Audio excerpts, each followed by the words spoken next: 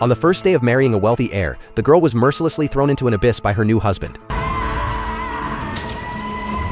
Fortunately, she was caught by a withered branch, which saved her life. When she regained consciousness, she hurriedly called for help toward the opening above, but there was no response. Elipod decided to start climbing toward the top, but the rock walls were too smooth, leaving her with no foothold. She began searching for another way out and soon came across a cave glowing with a faint blue light. To reach it, however, she had to cross an unfathomable chasm. Summoning her courage, Elipod leapt toward the other side. Because of the injury on her leg, she nearly fell off the cliff. At the critical moment, the chain on her clothes caught on a crack, steadying her. She pulled out a dagger from her chest and, after great effort, finally climbed onto the platform. The source of the blue glow turned out to be insects and their secretions. Thinking quickly, Elipod tore a piece of cloth, wrapped some fireflies inside, and fashioned a makeshift lantern. Deeper in the cave, she found a small pool of water. Thirsty, she scooped it up eagerly, only to discover it was filthy. She had no choice but to rely on drops of water dripping from melting ice above. As she closed her eyes to savor the faint relief, the icicles overhead suddenly began to melt. A streak of red light cut through the darkness,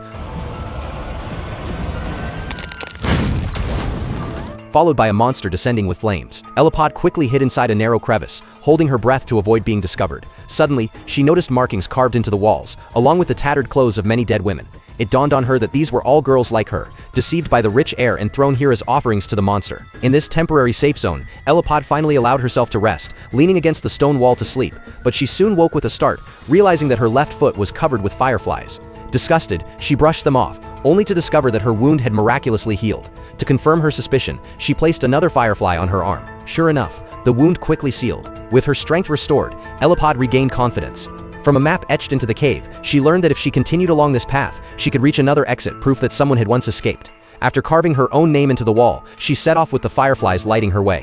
Before long, she reached a crystal-lined cave where sunlight filtered in. She picked up a crown lying on the ground, tore her down into strips, and wrapped them around her arms and legs for climbing.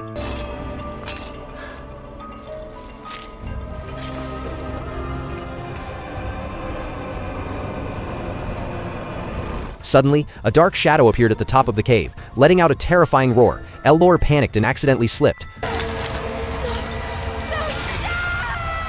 The monster opened its bloody jaws, waiting patiently for its prey to fall. At the last second, Elor used the crown to hook onto a rock, narrowly saving herself. She scrambled upward desperately and managed to reach the top, but when she finally arrived at the exit, she realized it led only to a sheer cliff. There was no way down.